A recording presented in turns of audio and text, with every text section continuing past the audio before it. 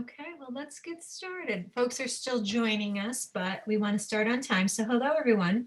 My name is Michelle Hebert, Director of Communications here at SAANYS, and welcome to today's program, Negotiations, Current Issues and Considerations. Now, before we begin, I just want to share with you a brief word from our sponsor, Equitable.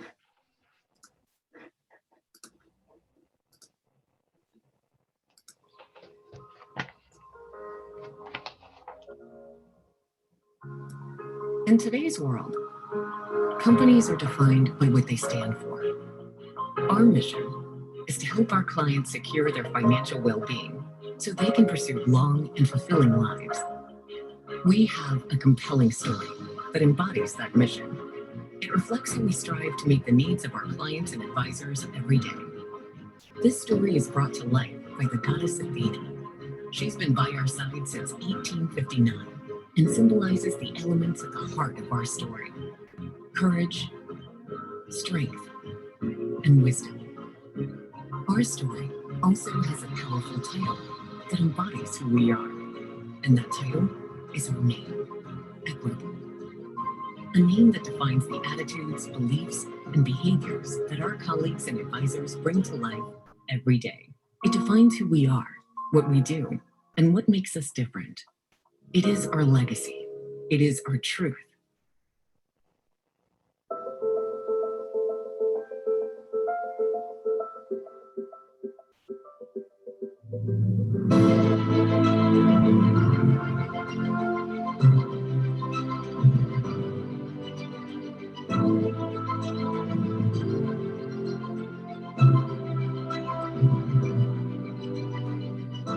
We are Equitable.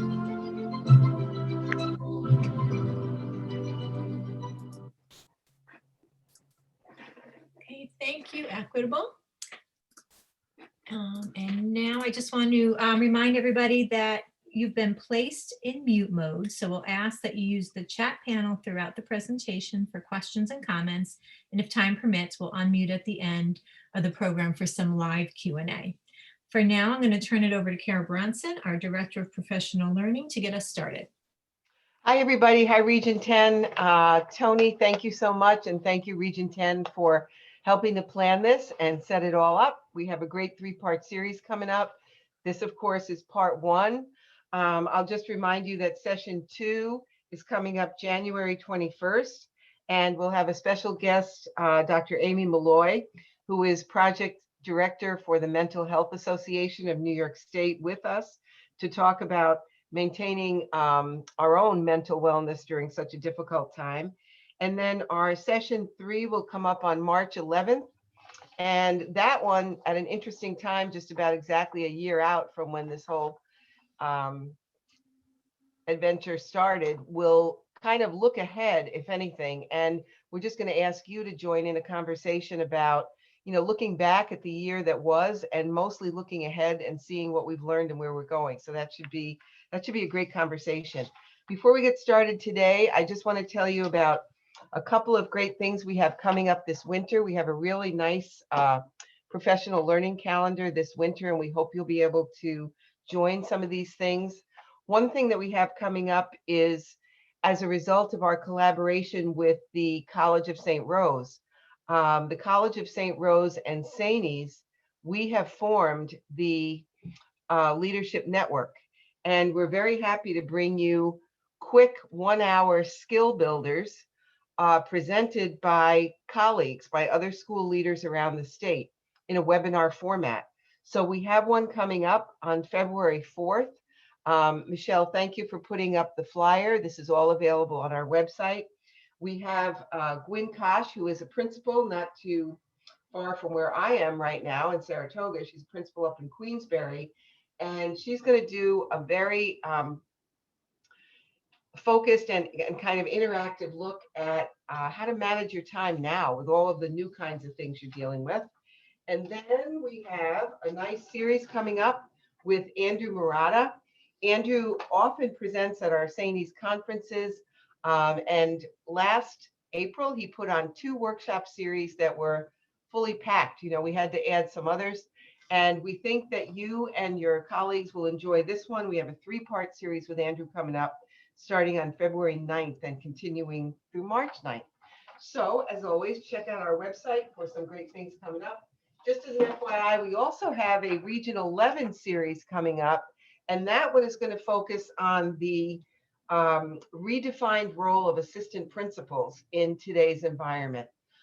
Certainly, you can understand that that role of assistant principal has been evolving for a long time, but now over the past year, once again, it's really continuing to transform. So if you or any assistant principals you know might enjoy that, this is open to all. You do not need to be a Region 10 member.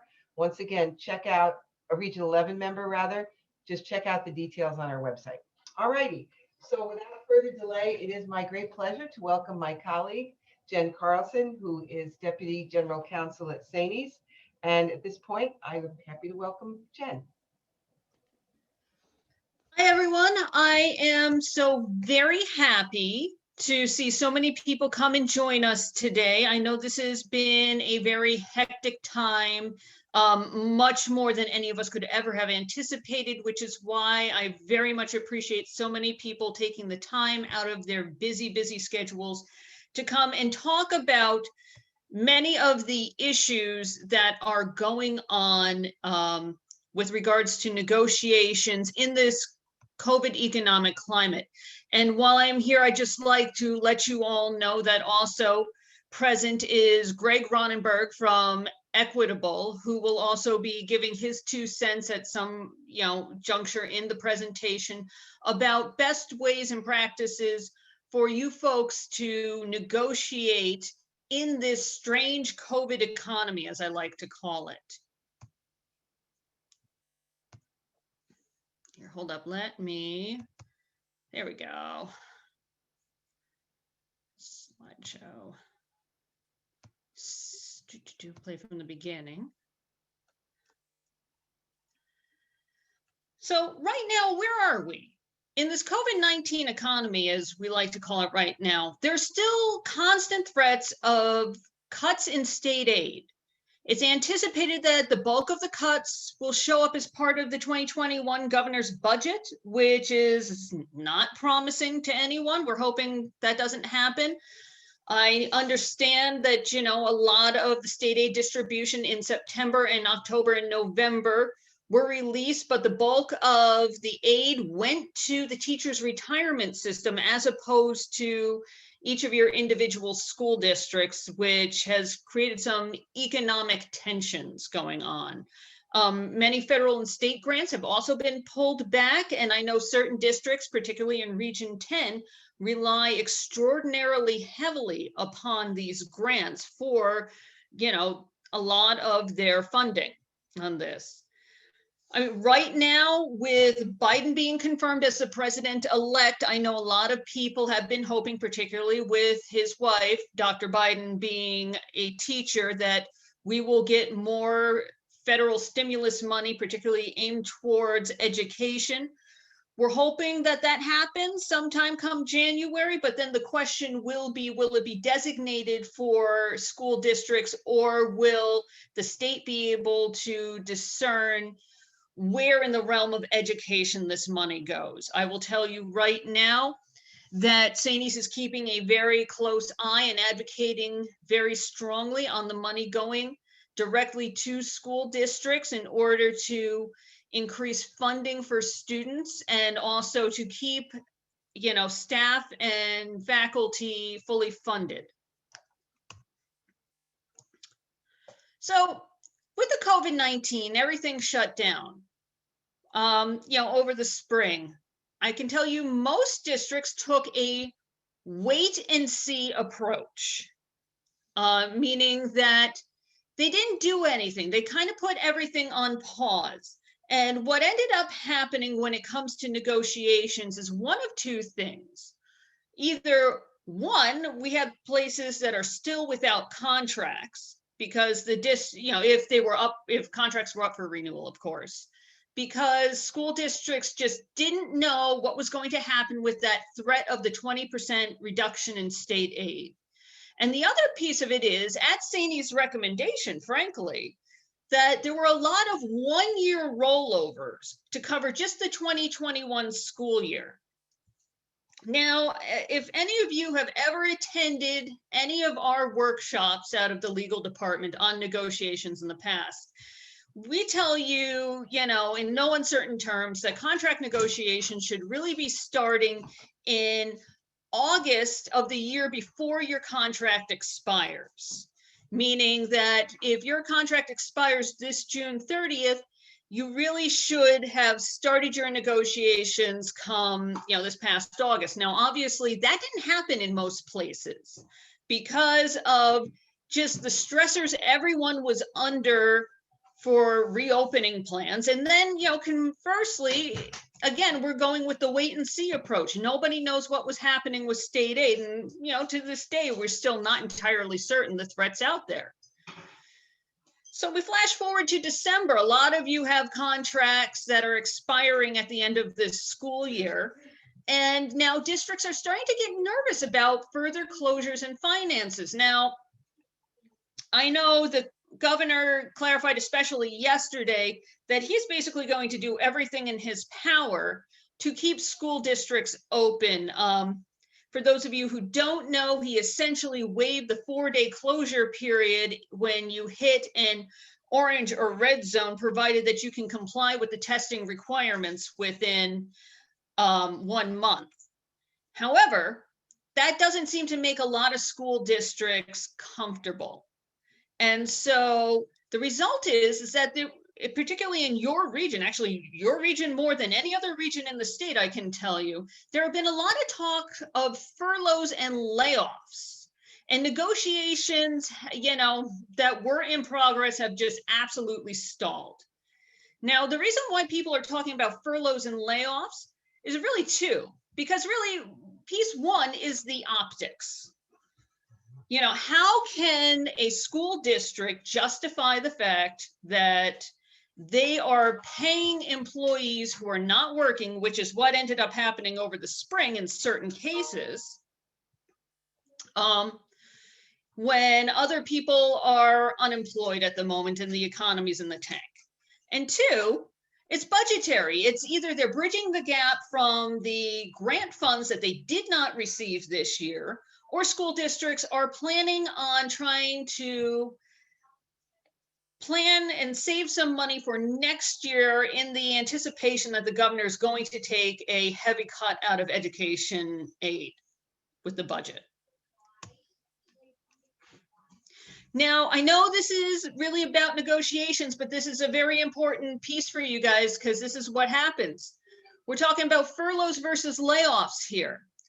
So a furlough is a temporary period of time when an employee is not working or paid, but employment is not severed, meaning you're still an employee, an active employee for the district at the time. Now, the benefits such as accruing leave and health insurance still, continue, which means that even though you're not getting paid, you are being able to collect, your health insurance at your 10 to 15, 20% contribution, whatever it may be under your collective bargaining agreement. And you can be furloughed and recalled on short notice.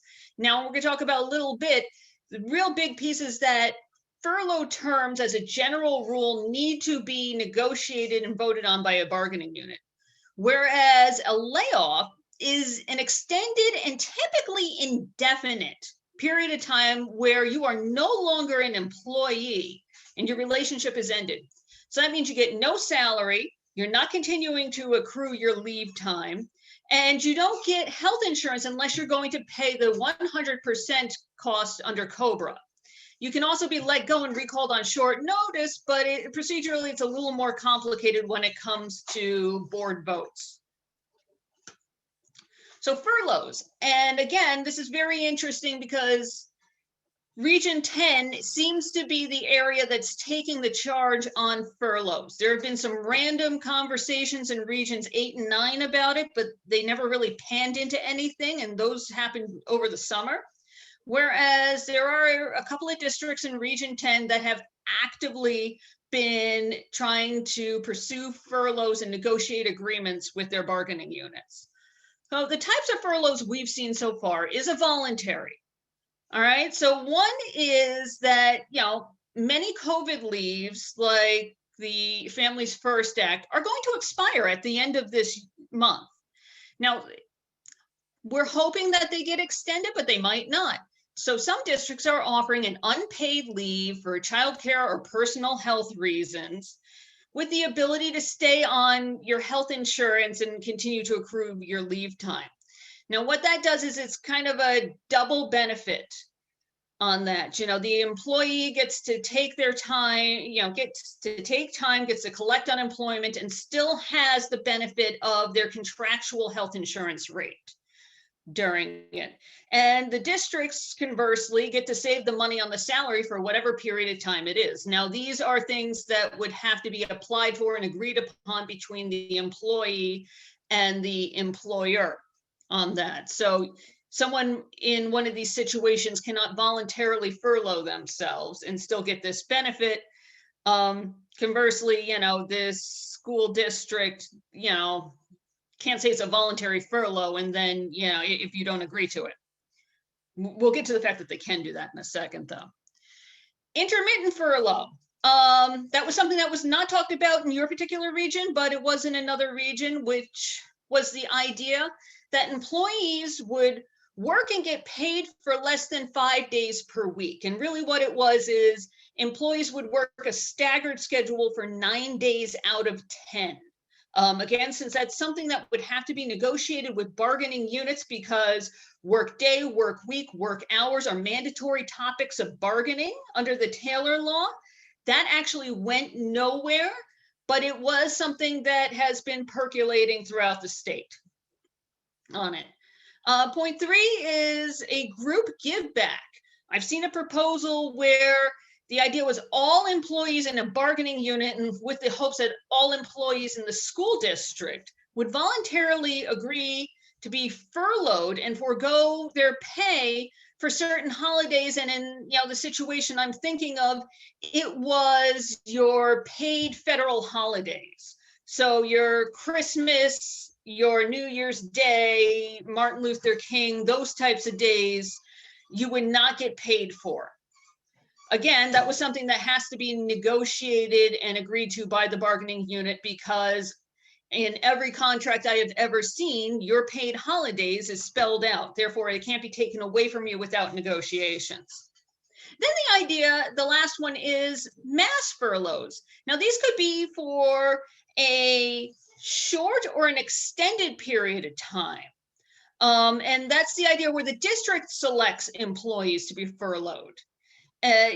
Usually based on need and, who's performing what duties, whether you're working remotely or, even if you still have kids fully back in the school, if the district's looking to make some sort of cost savings, they may decide that you can operate with 2 less assistant principals and, maybe half your cafeteria managers, as an example. That's something that, that has to be considered there.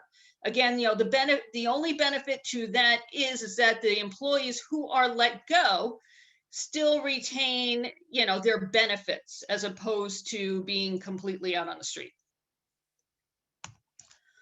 So if you're approached to negotiate some sort of furlough agreement, by your district, some things you got to look at is, how are the furlough individuals going to be chosen? And this is a very important piece, because some districts have taken no stance and others have, said, we want to pick and choose who we are going to furlough within the same tenure area or civil service title. And I can tell you that in every situation, I've had these conversations with districts about, we have taken the stance that furloughs have to happen in accordance with seniority, and that the bargaining units do not care if it creates a difficulty for the school district insofar as they need to move someone based on seniority to a different building for a temporary period of time, okay? And I think that's important because you can set up a case for targeting higher paid individuals or maybe less popular individuals if you do not insist that furloughs occur by seniority, if that's something your unit chooses to follow up on. Another thing you have to think about is what is the impact of retirement on your bargaining unit members? Typically, as you all know, your more senior employees are the ones closer to retirement. However, occasionally you have someone who comes in to serve out the last few years of their career in a new district.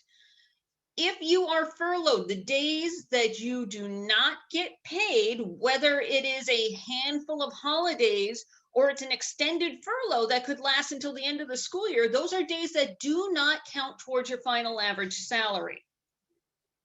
So you need to look at where in the terms of seniority within your tenure area or your civil service lines, do your employees who are nearing retirement fall? Because you don't necessarily want to agree to a furlough if it means that someone's retirement plans are going to be thrown out the window on it. Another piece of it is, can you use your leave days? Technically, you are still an employee. I can tell you that most districts say that you will have your full allotment of leave days when you return from your furlough, and you cannot use those days now in advance. And it's an argument that doesn't make an awful lot of sense to me, because from my perspective, it's either you use your vacation days now, or you use them or get paid out for them at the end of the school year, or maybe even we have to enter into an MOA extending, the cap into the following year because people couldn't take their days, much like we had to do when Governor Cuomo ended up canceling the spring recess for people. Now, the reason that has been cited by a lot of school districts is really that you don't qualify for unemployment if you're using your vacation days. Whereas if you're on a furlough, you qualify for unemployment.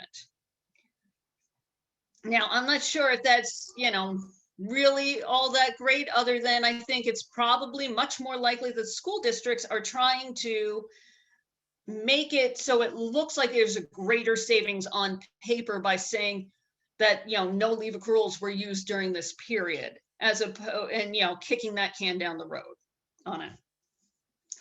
Unemployment is another consideration. I mentioned it. You qualify for unemployment if you're furloughed, except if you're on an intermittent furlough, you have to make sure that you're within certain salary ranges in order to receive your unemployment. If you're only furloughed 2 days a week and your salary is high enough, you're not going to get unemployment to cover those other 2 days a week. And as we all know, unemployment typically for folks in school administration is not going to cover even close to your salary, but some is better than nothing is the idea. Advance notice. Okay, yeah, we have tried, and many school districts have pushed back to say, we need some sort of minimum advance notice for any sort of furlough that happens. So, people need to be able to plan in advance for these things. So, we give them 2 weeks, a month. School districts are saying they don't know when cuts are coming or when schools may shut down. Therefore, they need to be able to pull the trigger on at a moment's notice. But it's something for you to consider when, negotiating these issues. Who else will be impacted is a very important question. If you all remember, probably 7-8 years ago when the economy took a nosedive, a lot of school districts came to administrators and said, hey, be the leaders in this district and tell me, and take a 0 and everyone else will fall in line. Well, as we all know, that just didn't happen. And, administrative units who took that 0 never got the money back. And to this day, it's like a bone of contention when you sit down in negotiations. We took a 0 for you, no one else took a 0, and you still haven't made up the money that other units got to us. So one of the things to consider is whether or not you want to make any furlough agreement contingent on the idea that other bargaining units will also accept, furlough terms similar to what you are accepting. Two other big pieces, duration and sunset. How long are your unit members potentially going to be subject to furloughs? Really, you want to lock it down into as short of a period as possible, and at the very least, lock it down that there will be no more furloughs absent further negotiations come June 30th. So those are things to talk about there. And then, very big piece for you as bargaining unit members, if furloughs do occur, particularly if they let go of a lot of people, you have to watch out for transfer of bargaining unit work issues. You can't have a cost savings by letting go of a number of your people and then contracting out to an outside agency to do the work. That's not acceptable. All right. Again, this has to be negotiated. It should be codified in an MOA and voted upon by the unit should your group decide to go with any sort of furlough terms. Layoffs. Layoffs are much more severe. There's no health insurance or continuation of leave accruals unless there's something within your collective bargaining agreement that spells otherwise. And there are several CBAs out there that talk about minimum notice provisions for layoffs and maybe a severance benefit during that time. Another thing to look out for, although I caution you on it, I've seen it down in the Hudson Valley, is the idea that when you are laid off, you get paid out for your unused leave accruals. And I saw that burn somebody where they got paid at the measly rate of $30 per sick day, were laid off effective June 30th, were recalled on July 2nd, and then they went into COVID with no vacation time because it was all bought out. And I'm still fighting to get this exchange back. So layoffs may be permanent in nature, obviously. They could abolish a position, disseminate the duties to the four winds inside the bargaining unit, of course. And that position may never be recreated. But it must occur in accordance with seniority. So it's last in, first out within tenure area or civil service line, which is not necessarily the same as a position being cut. That's why it is very important to get seniority lists and the supporting Board of Education minutes for each person on the list. Okay, we had a situation in your region about 2 years ago where the district provided a seniority list and claimed that a principal was in a very specific tenure area of high school principal. And it turned out that they never specified the tenure area within the meeting minutes, which under the law and was verified by the commissioner, that if does not spell out a specific tenure area in your appointing minutes, when you're first probationarily appointed, that you're in a general administrative tenure area, which resulted in that district having to bring this individual back into a principal position and pay basically over a year's worth of salary and benefits from the time that he was unemployed. So it's important to get this figured out correctly now so we can challenge it before somebody is inappropriately laid off. And then when you talk about our essential service leaders under the civil service line, if there's a layoff, there are potential bumping rights to a lower position, maybe outside of the unit, depending on seniority within that line. So that's something to look out for. And again, we got to watch out for transfer of bargaining unit work as all this occurs. So with layoffs, if you're certificated, you're on the preferred eligibility list for 7 years. Recalls in order of time in district, not just time in tenure area.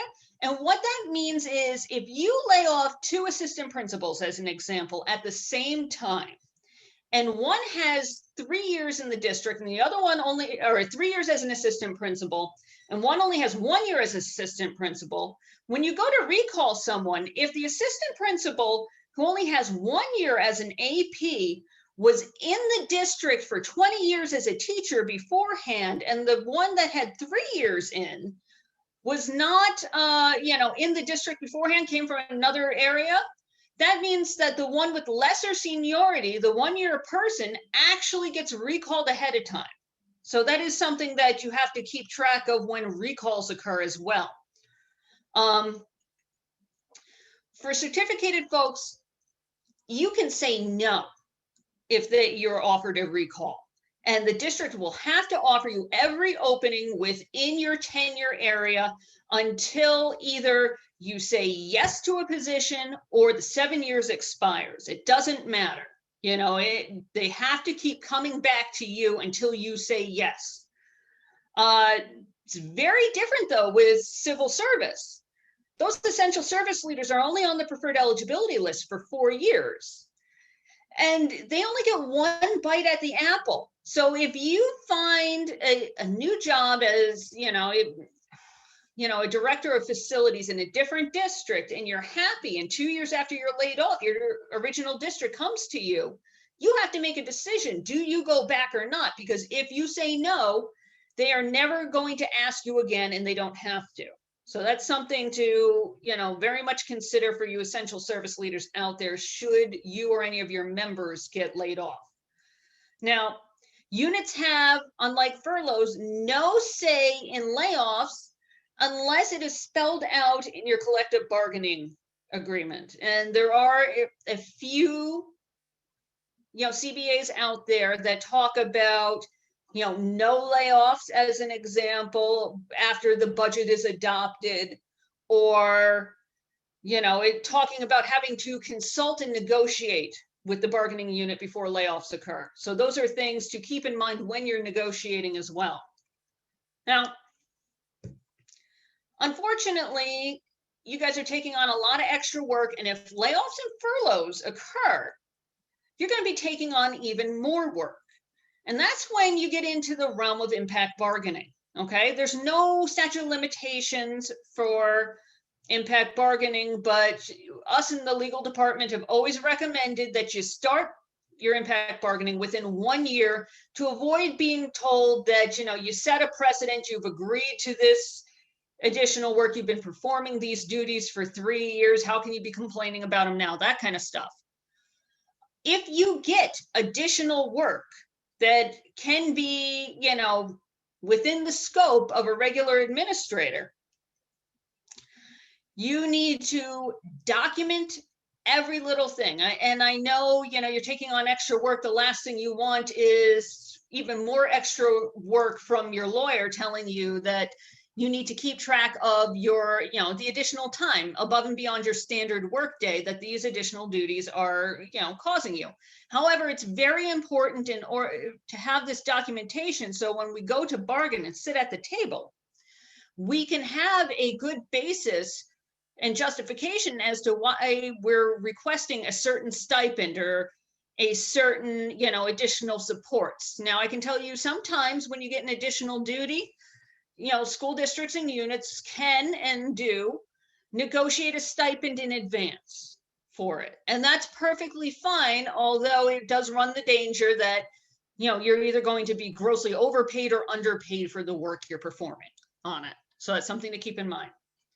Now, the causes of impact bargaining are obviously, an increased workload from furloughs and layoffs, but there are a lot of COVID-based reasons why you could impact bargain right now. So one of them that we've had a lot of questions about in different parts of the state is notifying students and staff of potential exposure and quarantine. We have a lot of places throughout the state that are not necessarily relying on the Department of Health, which is understandable because at this point, depending on where they are overwhelmed. But also, there are a number of places that don't use a robocall or, have central office or secretarial support doing it. Instead, they have their building principals calling every single individual every time they may have potential exposure and or have to quarantine, which can have you up all night long. That is something that is a significant expenditure of your workday. It can be, certainly. So that's something that you should be keeping track of your hours on. Your COVID health screening forms. Now, I know that a lot of places do have an automated form through an outside party that takes care of everything, but some places do not. And, at the very least, you need to take a look at that if that is something that you as an administrator are responsible for keeping track of and administering. That may be something else that you have to negotiate an additional compensation or, supports for. Very interesting one, COVID testing. So I was on a webinar with the Department of Health yesterday where they made it abundantly clear that you don't have to be a medical professional, you don't have to be a school nurse in order to actually do the COVID testing should you hit one of the designated zones. If your school district is authorized to conduct COVID testing, as long as you have taken the 3-hour training, when the Department of Health said it actually takes less than 3 hours, then you are able to conduct the test. Now, I can argue that, maybe that is something that is outside of the inherent nature of an administrator's duties, and that's something we could potentially, address at PERB if your district is requiring you to do that. However, by the time PERB hears the case, it is very likely that the issue will be moot because the vaccine will be widely disseminated on it. But it is something that you should contact us about should you have any questions on it. Virtual learning assistance and supervision is yet another thing that, people have received stipends for and could receive stipends for. Many districts have actually created a new position of principal of virtual learning, where, if your online, academics is wide enough, they have one person in charge of making sure that that is rigorous and up to, necessary standards, while you have other building-based administrators handling the in-person instruction and supervision. So that is something to consider as well. And then, of course, lastly, even though it's mostly over, it's not something to ignore, is the fact that you all busted your tails all summer. I know that most of you didn't take your vacations, or if you did take your vacation, you were spending 3 to 5 of those hours when you're supposed to be relaxing and getting the very necessary downtime, which is probably why you have to go to our next SAANYS Connect session on mental health and taking care of yourself come in January. But you were working to get everything ready for reopening. That took a significant period of time, and it's something that may be worth impact bargaining for you folks. So ideas for impact bargaining, it's not necessarily money, of course. It can be taking work away, and if it's exclusive bargaining unit work, it means it goes to someone else in your unit, which means that we then bargain for that person, but that's fine. Maybe it's additional support staff to help you with some of these additional COVID-related duties. You got to look at negotiating maybe a sunset on these COVID duties, because just because hopefully we have a vaccine and everybody starts to return to normal come, the 21-22 school year, it doesn't mean that schools will necessarily eliminate the virtual option. We have to see where that's going to play. Compensation, I know I was just talking about layoffs and furloughs because everybody's afraid of state aid, but there are other ways to have compensation. Are we talking about maybe some additional leave time, the ability to pay, to buy back more days either now or upon, retirement or separation? Obviously, there's money there, but there's other considerations we should be talking about when you talk about impact bargaining. Is it maybe a no layoff provision for your bargaining unit in exchange for people taking on this additional work? Or is it maybe some minimum notice provisions or severance packages should a layoff occur? Maybe more 403B contributions, that kind of stuff. And we'll talk about regular negotiations soon, and which I know Greg will then give you some ideas that he has from the perspective of a financial advisor. Whoops. So as a result of people kind of taking this wait and see approach, collective bargaining has slowed down tremendously. And again, we encouraged last year people to take 1-year rollovers, which means that at any day now, we're anticipating at SAANYS that there's going to be a tremendous influx of requests for negotiations assistance, which is absolutely fine. But I have a feeling that a lot of places are going to be negotiating at the same time in what is still a questionable economic climate.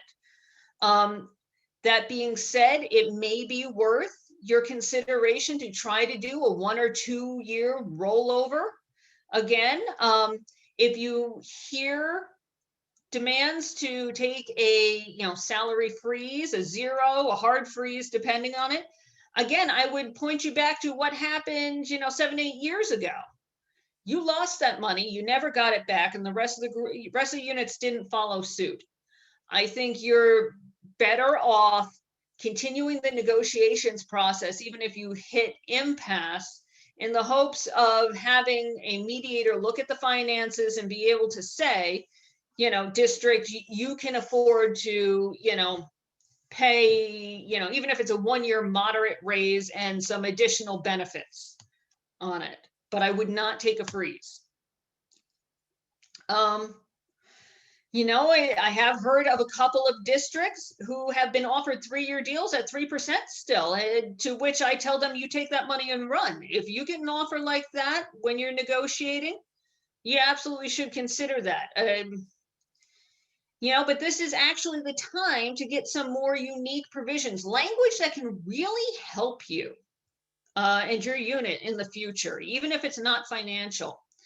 So some of the things is, for example, a salary schedule. We all know that teachers have step schedules, and, they are a godsend for the teachers because no matter what, they always get a raise. Now, administrative salary schedules typically operate off of a 1.5% to 2% increment. So this is a time, if you can get 1.5% in a salary schedule, that'll benefit you for the rest of your life. Even though you're only taking 1.5% now, it's something that can be enhanced in future years. It's something to consider. Work from home, we've all now seen that it is absolutely possible. So can we negotiate provisions where on certain days you can work from home? For those of you who still have those provisions in your contract that says you must report in on snow days, work from home is very clearly an option at this point, if you even have snow days at this point. I know a lot of school districts are trying to get rid of them right now. Again, layoff notice and benefits, let's protect people if we can going forward for the next time this happens, because unfortunately, we all know with the economy, it's going to happen again, hopefully not for another 15, 20 years, but something will happen economically. Another thing that I've been talking about with people as an unusual benefit that you may want to consider is survivor benefits for spouses of retirees. So if you predecease your spouse and you've retired, in most contracts, your spouse is out of luck when it comes to health insurance. That's something to consider negotiating. And again, another thing to consider is tax sheltered plans and district contributions. Now, Greg, do you want to jump in with some ideas? Yeah, thanks, Jen. I'll give a few things here. And this is, if it were me and I was in a group like your own negotiating, knowing what I know right now, here are some things that I would look at. Number one, Jen brought up a great point about layoffs and furloughs. And what I would say outside of negotiation is just be ready. If something like that happens, what you're going to need is you're going to need access to cash, because you're going to still need to pay your bills. You can't call your bank and say, gee, I got furloughed, furlough my mortgage payment for 2 months. Not going to happen. So be prepared for this. This is the short-term impact of what we're in. And I would say just have access to cash, at least 2, 3, 4 months worth of expenses there. So as we talk about negotiations and you look at, can we negotiate a cash payout for a furlough or for a layoff? Maybe that's something that could be put. I don't know if that's legal or not. That's not my job. My job is to just throw some ideas out. So, can we get some type of cash payout if there is a layoff or furlough in place? I would ask for a higher retirement incentive if someone takes an early retirement. So there are some provisions in contracts where they state if you retire in your first eligible year of retirement, you get some extra money. I would ask for a lot more money because I think some of the intermediate to long-term impact is that the districts are going to want people to retire, and if you can get some additional incentive for people to retire, that could help everyone in the unit as well and not have to have other people laid off. Really looking at bridge income. What I mean by bridge income is if someone were to retire, say you plan to retire at 62 because you'll have your pension plus Social Security and you do your planning and you say, all right, now I'll have the income that I need to fund my retirement. Well, what if you're forced to go or you get an incentive to go at 59 or 60 instead of 62? Well, you need some bridge income to get you to that age 62 when you would have taken Social Security. So developing plans to give you that bridge income, again, more cash options, would be very important. And one way to do that, which is an easy get, and I don't know why more districts don't have it, is a Roth option on your 403Bs. So without getting into too much detail, it's just a way to get tax-free distributions in retirement time. If you're asking me as a betting man, and I don't typically bet on this stuff, but I think the best example I heard is someone explaining all the government spending and stimulus packages and what they're doing is somebody said, it's like somebody paying for something on a credit card that their grandkids are going to have to pay the bill. Well, they don't really care how much it costs. They don't care what the interest rate is. 2 generations ahead are going to pay for it. What's the big deal, right? That's taxes. That's what's going to happen from a tax standpoint going forward. Someone's going to have to pay for all this stuff, and it's going to be tax rates in the future. So if we could start getting some tax-free retirement income, that's going to be very important. And a Roth 403B is a great way to do it. And lastly, and I wouldn't be me if I didn't talk about insurance and life insurance. And I know people are sick of me talking about it, but we don't know the long-term effect of COVID. We don't know what's going to happen down the road. If you could negotiate or get something from a life insurance benefit for yourself, and maybe even spouses are harder to get because they're not part of the group, but getting a group insurance plan in place, protecting yourselves for the long term, especially the younger admins that might be part of your groups or on this call here, lock in your health, lock in your insurability going forward, because right now companies have not taken the track of, hey, we're going to make it more expensive or reduce payouts or benefits down the road. But I think that day is coming as well. So Jen, those are some ideas that I had come up with. And if anyone wants to chat more about them, I'm more than happy to help out. No, that's great, Greg. I really appreciate it. Oh, and I just shot you. So with negotiations, just as a quick reminder for all of you out there, SAANYS is here to help you as much or as little as you want, okay?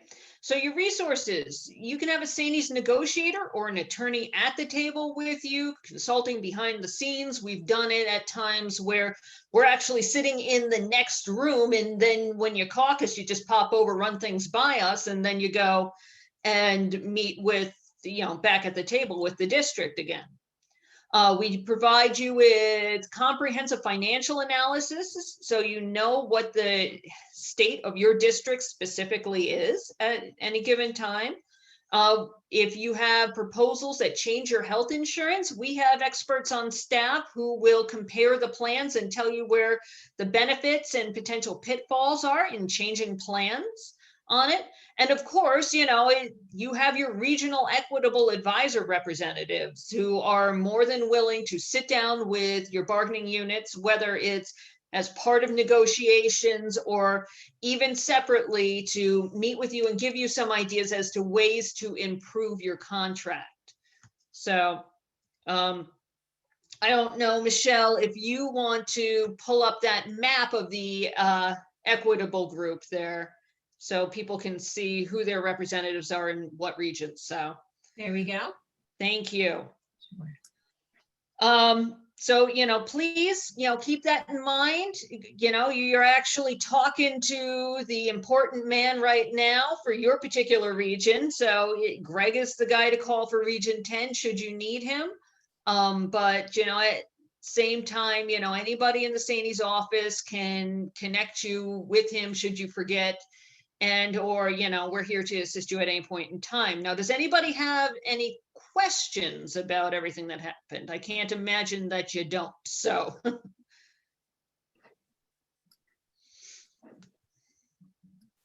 I'm not seeing any right now. Wow. Jen, you did such a comprehensive job that, we don't see any there, but if anybody has, feel free to either throw them up on the chat or articulate them right now. But that was really great. Jen and Greg, thank you so much. All right, I'm just quickly typing in Jen's email address in the chat. So if anyone would rather contact Jen offline, there you go. No, absolutely, at any point in time. Thank you. And I would remind you that we hope we see you back here on January 21st, same time.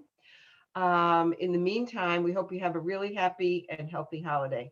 Yeah, So thanks for being here tonight, and thanks again, Jen and Greg. Michelle.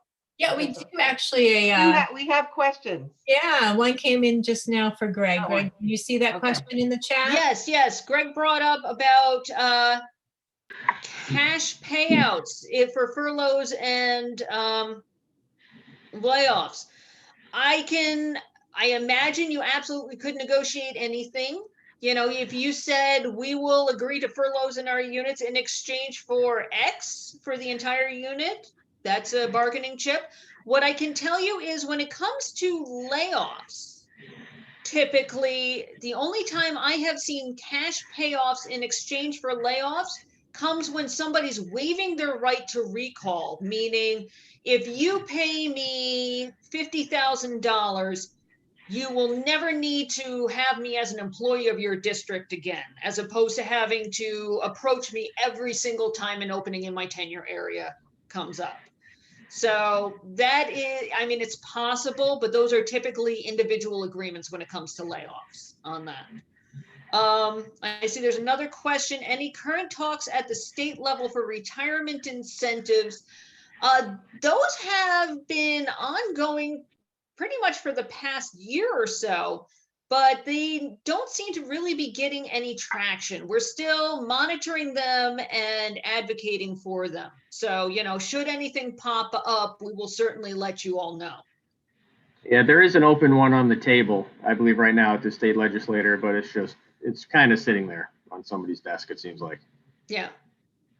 Yeah, and I would say similarly for retirees, there is a bill that's just kind of sitting there without getting any traction about raising the cap for post-retirement income above the $35,000. We're monitoring that, we're advocating for it, but yeah. What percentage would be good to get? You said 3%, take it and run. What else would be acceptable? I think that's really going to depend on the economic climate of your individual district, which, we can give you advice on as the, as we perform a financial analysis of it. And certainly there's more considerations in there than just salary increases, obviously, because if they offer you 3% and a 5% increase on your health insurance, I wouldn't tell you to take that. So, there's a lot of stuff. Can I explain more about 1.5% and steps? Sure. As you all know, not many administrative bargaining units have salary step schedules like teachers do. Okay. Those that do are I can say by and large, down in the Hudson Valley and Long Island. And those step schedules are based on 1.5% yearly increments. So no matter what, even if your contract has expired and you haven't reached a successor agreement, when you go from step 6 to step 7 to step 8, every year you're getting 1.5%. However, when you negotiate, you're negotiating, just like the teachers do, a percentage increase on top of that 1.5%. So the idea would be if you can get a step schedule that's 1.5%, 2%, so you're guaranteed that minimal raise every year, no matter what, then you negotiate on top of it another increase that will give you, let's say you negotiate another 1.5% on top of your step schedule that you've gotten. That means that you get 3% a year on it. So I don't know if that helps or not, but it is something that, I would, I'm glad, that I would strongly recommend if at any point in time you can get a step schedule that you do. And, certainly that's something we can help you prepare. We would need very specific data, but that's, all part of negotiations. We're here to help you as much or as little as you need.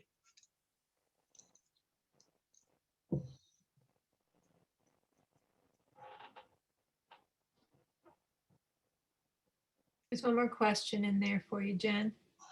Would I take a rollover with just a step schedule for 1 year? Yes, absolutely. If you could get a step schedule built in that would be in perpetuity, I would absolutely say, you know what, give me my 1.5% for just this year, knowing that I am always going to get that minimal raise no matter what and can negotiate something higher going forward. I think, again, it's a benefit that will help you and your unit for many, many years to come.